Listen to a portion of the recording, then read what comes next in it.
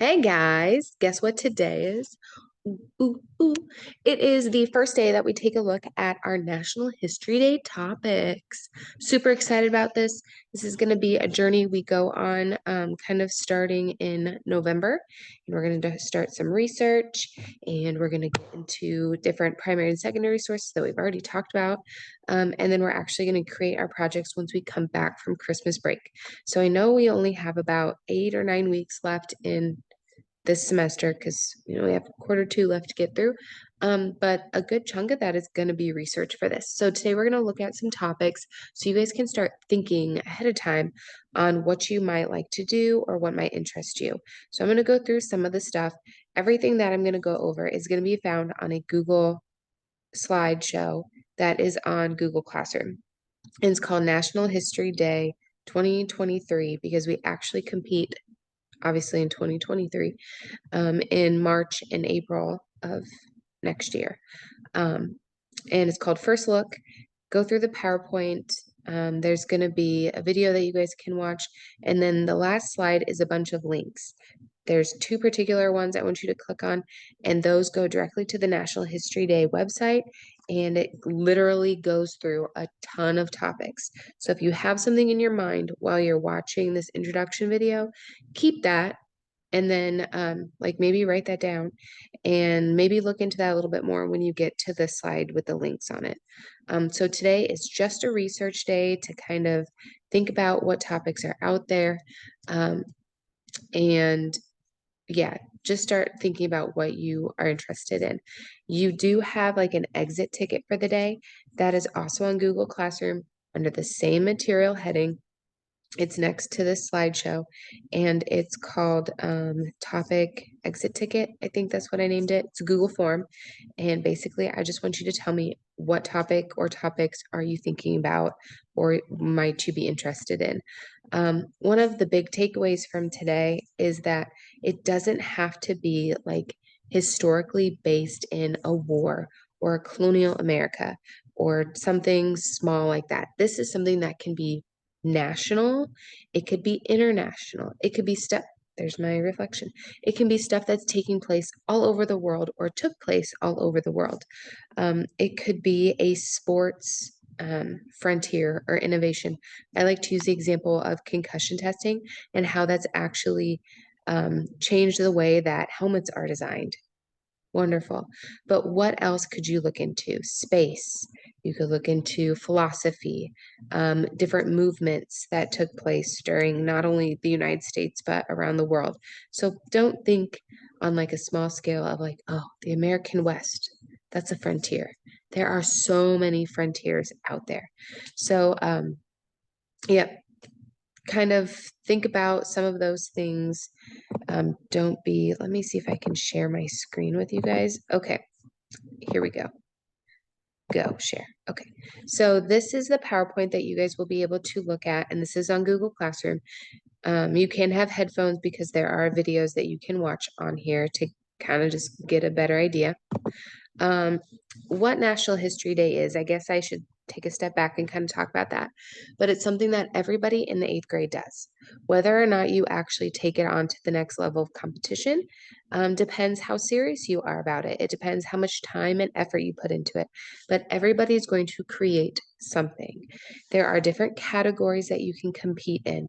These categories include documentary, so you can make a video, website, you can make a website, a paper you can write. A lot of people are going to do like what you do for your science fair and make like the trifold billboard type exhibits. Last year, I had a group that made a skit. So they researched, wrote a skit out. It had, I think, 3 scenes in it, found costumes, did everything like that. They made it all the way to nationals. It was virtual last year, so they didn't actually get to perform in DC. But as far as I know, this year is going to be in person in Washington, DC in June. So if that's something you want to shoot for, a skit would be a really good way that you can get there.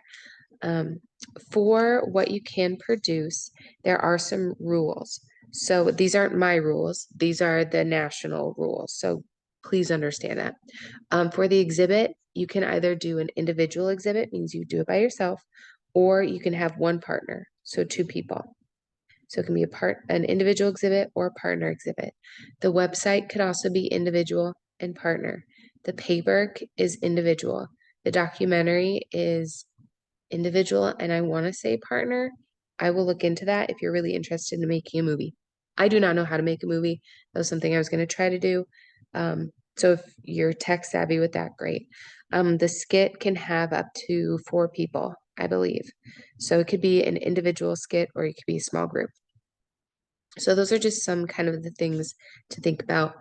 I will caution you, if you choose a partner or a small group and the partner does not pull their weight, you get the same grade. So don't enter into a partnership that you feel like is going to be unfair or they're not going to get stuff done. I saw it last year. Kids were having to stay after school for a whole week after these were due so they could get them done. It did not go so well for a few people. So make sure that if you're wanting to do a partnership, you understand you have to put work into it together. But anyway, everyone's going to create one in the 8th grade class, create something. And then from there, your project is going to be judged by a small group of people from Syracuse, people who've been to the competitions and who are active with it. And your first competition will be Peru State College District competition. That's usually in February. From there, the top 3 in each category move on to state. Last year, we had 2 groups, 2 things to move on. We had the skit performance, and then Noah Kimple had his paper that moved on. Then at the state competition, that's in April, they are going to take the top 3 in each category from there, and then those people qualify for nationals. And nationals is in Washington, D.C. in June, and I would love to go to nationals. If anyone wants to go to nationals, let's go. I want to spend a week in DC with you guys. That'd be cool. Next we have this video. I'm not going to play it. You can watch it because it's going to just be me looking at a screen, looking at you, watching this together. Don't worry about this lady on the screen. Don't talk a lot about her. Basically, this is, I don't think it'll let me, oh, we'll play. So this is the actual ideas and themes video for the National History Day theme. So this is straight from National History Day people. They're talking about what a frontier is, what could inspire you for different topics. So definitely look at this. This is the first thing you're going to want to watch as soon as I stop blabbing. Okay. So watch this first. Watch it first. If my substitute sees that you're watching this first before flipping through anything else, maybe there's enough tickets that you can have a ticket. I'm just saying. Breaking down what a frontier is. Frontiers, the video does a good job of this, but just to kind of keep your mind going and thinking, frontiers can be geographical. This is territories, uninhabited land, new settlements. That's a pretty common idea of what you think of a frontier. It can be ideas, so an undeveloped field of study, challenging thinking, science, technology, coding, that's a frontier. Medicine, new changes in how they treat cancer or how they treat the AIDS epidemic and how they've been looking at that, or the I think dementia has some new stuff, and then ALS maybe has some new stuff. So those are all great frontiers you can look at. Obviously, social media is a really good one as well. Space exploration, always really cool.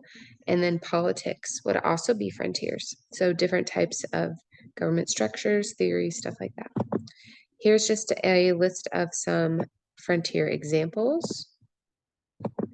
And then your topic exploration, what you're going to do today.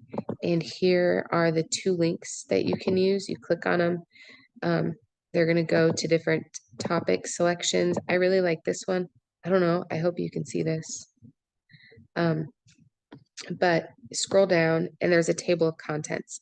So if you're interested, obviously, in any of these, like air and space, click on that. It's going to take you right there.